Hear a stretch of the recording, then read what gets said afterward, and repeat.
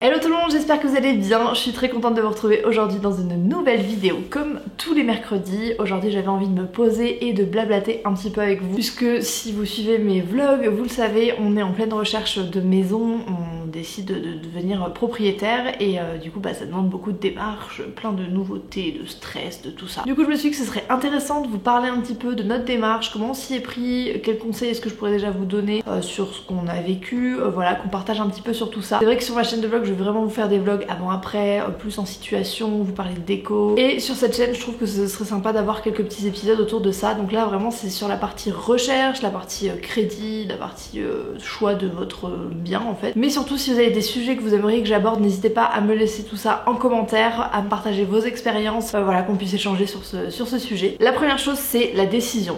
Pourquoi est-ce qu'on a choisi de devenir propriétaire? Alors déjà, bon, la raison évidente, c'est qu'on en avait marre de payer un loyer assez conséquent tous les mois, que ça fait déjà plus d'1 an qu'on est dans cette maison. Quand on calcule tout l'argent qu'on a mis dans cette location, on se dit que franchement ça vaut pas la peine et qu'on a envie d'être propriétaire, d'avoir notre chez nous en fait, notre petit cocon. C'est un petit peu la finalité, la continuité de tout ce qu'on a fait. Donc on s'est mariés, on a eu un petit bout et maintenant on a envie d'avoir notre chez nous, notre petit nid. Et puis il y a ce truc aussi quand on est en location de pas pouvoir vraiment avoir un chez nous qui nous ressemble. C'est vrai que bon, bien sûr on peut décorer, moi j'aime beaucoup ma maison actuelle, mais il y a quand même plein de trucs si j'étais propriétaire que je changerais, que je modifierais. Et du coup d'être dans cette démarche là, je trouve que c'est un peu dommage quand on a la possibilité, quand on a l'envie d'avoir vraiment un logement à notre goût et que voilà on est vraiment posé et que finalement on sait qu'on va y rester un petit moment. Nous c'était une envie qu'on avait voilà de vraiment se poser et de faire notre petit chez nous à notre goût avec notre signature si je puis dire. Autre chose aussi qui nous bloquait avant, c'est que Samuel étant en études de médecine, on ne savait pas où est-ce qu'il allait être muté entre guillemets après les ECN, voilà, s'il allait partir à Tours, à Nantes, j'en sais rien. Donc voilà, on voulait pas acheter avant de savoir, mais comme il a pris cette décision, on n'est plus bloqué par ça et voilà, c'est pour ça qu'on s'est dit qu'on avait envie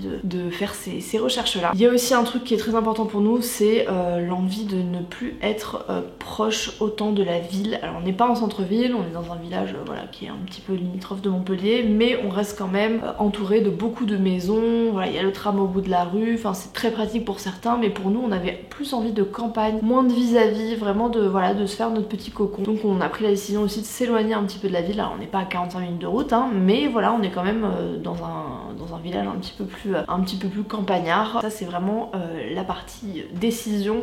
C'est très important de se poser et vraiment d'établir pourquoi est-ce qu'on a envie de devenir propriétaire, parce que c'est quand même un sacré processus et je pense que si on n'est pas sûr de soi, on peut vite se décourager quand on voit un petit peu le chemin à parcourir. La deuxième étape, c'est la recherche. La première chose nous qu'on a fait, c'est de bien déterminer nos critères. Quels sont les critères qui sont pour nous indispensables, sur lesquels on ne dérogera pas, voilà, vraiment les choses hyper importantes. Et notamment dans ces critères il y avait le fait d'avoir 3 chambres, le fait de ne pas avoir de vis-à-vis, d'avoir un jardin, donc un petit peu de terrain, voilà. Il y avait aussi le fait d'avoir quand même une belle pièce de séjour. Ici on a plus de 35 mètres carrés et c'est vrai que on apprécie voilà avoir une bonne pièce de séjour. On voulait absolument un logement lumineux et voilà qui soit pas avec trop de nuisances sonores. Après on avait des choses qui nous dérangeaient pas, les travaux ne nous dérangeaient pas, au contraire on préférait une maison en fait avec des travaux plutôt qu'une maison neuve, puisque encore une fois on avait envie de mettre notre patte et je pense que quand on devient propriétaire forcément on a envie d'adapter notre bien à nos goûts, ou alors on fait construire. Donc évidemment on a commencé à mettre des alertes sur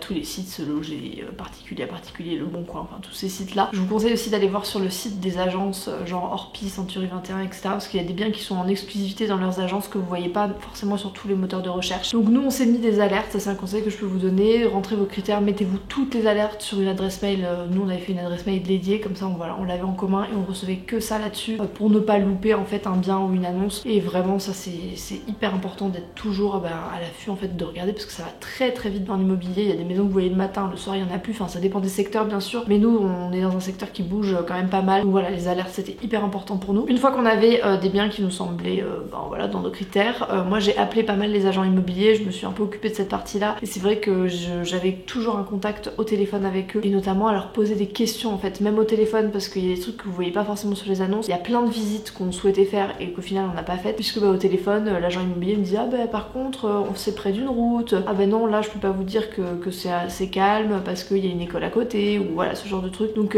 ça a fait quand même un premier tri et ça vous évite de vous déplacer pour rien. Un autre critère auquel on a fait attention, c'est la date de l'annonce. Depuis quand l'annonce est-elle en ligne? Est-ce qu'il y a eu des baisses de prix? C'est vrai qu'une maison qui est sur le marché depuis 3 ans, on a quand même des questions à se poser, à se dire pourquoi est-ce qu'elle n'a pas été achetée, voilà, quels sont un peu les vices cachés entre guillemets. Donc ça c'est un critère que nous on a regardé aussi les baisses de prix pour voir si il y avait des possibles négociations, si voilà les propriétaires avaient déjà commencé à se dire que le prix était peut-être pas adapté. Enfin voilà, on a vraiment regardé les prix également aux alentours pour voir si le bien était à un prix correct. Une fois qu'on a visité le bien, où on a eu un coup de cœur, on a demandé à faire une contre-visite et ça vraiment je vous le conseille parce que c'est vrai qu'en une visite c'est un peu difficile de tout voir. N'hésitez pas non plus à prendre des photos, des vidéos si on vous l'autorise, nous on ne l'a jamais refusé et c'est vrai que quand vous visitez plusieurs biens c'est bien quand même d'avoir des photos, des vidéos pour re-regarder à tête reposée. Je pense que c'est important pour se faire une idée. On a également demandé aux propriétaires à chaque fois pourquoi est-ce qu'ils souhaitaient vendre. Mais c'est vrai que je trouve c'est rassurant de savoir pourquoi est-ce qu'ils veulent partir de la maison. Et nous on a décidé de se concentrer sur une ambiance, sur un emplacement et ne pas se focaliser sur la déco, sur ce genre de choses parce que ça c'est des trucs qui peuvent bouger, vous pouvez changer de sol 15 fois, de peinture 15 fois. Par contre l'emplacement de la maison c'est un peu plus compliqué. Moi j'ai appelé la mairie pour vérifier que voilà quand il y avait des jolies vues, c'était pas des terrains constructibles et que dans 2 ans il n'y allait pas avoir des immeubles devant notre maison. C'est le genre de petits détails auxquels on pense pas forcément, mais moi je pense qu'il faut prendre le temps de le faire. Et ensuite bien sûr dans tout achat, enfin à moins que vous payiez cash, mais il y a la question du crédit. Donc nous on ne payait pas cash notre maison et on a dû faire appel à un courtier. On a pris la décision de prendre un courtier. Donc qu'est-ce que c'est pour ceux qui ne savent pas forcément? Un courtier c'est quelqu'un qui est chargé pour vous, qui vous représente auprès des banques pour aller regarder quels sont les meilleurs taux, quelles sont les meilleures propositions qu'on peut vous faire pour un crédit immobilier, mais vous avez également des courtiers en assurance, etc. Donc nous on a fait le choix de passer par un courtier pour plusieurs raisons. La première c'est que pour moi je n'y connais rien, ce n'est pas mon métier et je pense que ça demande du temps et c'est un temps que je n'avais pas clairement d'aller faire le tour des banques, de démarcher les banques, etc. C'est un temps que je n'avais pas. J'ai également un dossier qui est assez complexe dans le sens où nous sommes sur un seul salaire, que je suis à mon compte, je suis chef d'entreprise, donc c'est des dossiers qui sont particuliers parce qu'en France on préfère avoir des CDI et le mieux des fonctionnaires. Voilà, c'est des dossiers qui sont on va dire un peu plus acceptés par les banques que des dossiers avec des entrepreneurs, voilà, surtout quand vous êtes jeune, etc. Donc j'avais envie de quelqu'un qui m'épaule sur le montage de ce dossier. Et en plus de ça, le contact humain pour moi il est très important. Donc c'est comme ça que nous on a cherché notre courtier. J'avoue que ça s'est fait du premier coup, j'ai eu un super contact avec la personne qui s'occupe de nous. Et dès que tout ça sera fini, je vous communiquerai son contact parce que vraiment si vous êtes de la région, je vous le recommande à 4000%. C'est une personne qui est hyper professionnelle, hyper efficace, très agréable, très gentille, très sympathique. Enfin vraiment voilà, moi j'ai eu un très bon feeling et tout de suite je me suis dit ok on marche avec cette personne là. Je me sentais en confiance en fait et pour moi le contact humain et le feeling humain est très important, surtout quand c'est des projets comme ça de vie. Donc on a commencé à préparer le montage du dossier. Je vous conseille avant vos rendez-vous, même avec les courtiers, même si vous n'avez pas encore choisi le courtier avec qui vous allez travailler, vraiment commencer à préparer les pièces du dossier parce qu'il y a des pièces qui sont très longues à avoir si vous avez des agences immobilières qui sont un peu longues, etc. Nous pour récupérer nos quittances de loyer, enfin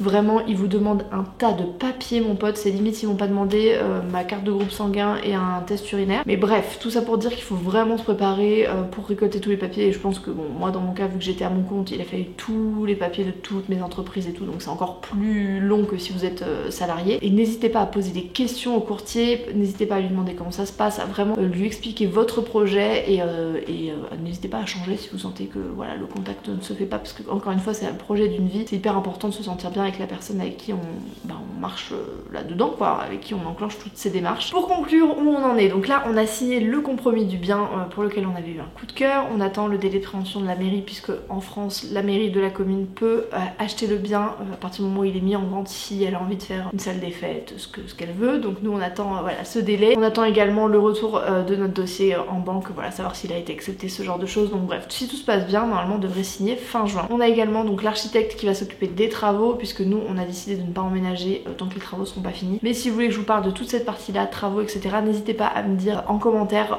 voilà que vous souhaitez un épisode 2 et quels sont les sujets que vous aimeriez que j'aborde. J'espère que cette vidéo vous aura plu, qu'elle aura pu vous aider si jamais vous êtes en projet d'achat, si vous aviez des questions un petit peu à ce sujet, n'hésitez pas à échanger un petit peu vous, voilà, vos projets, votre expérience à propos de tout ça. J'ai hâte de parler de tout ça avec vous dans les commentaires et puis moi je vous fais de gros bisous et je vous dis à très bientôt. Ciao ciao.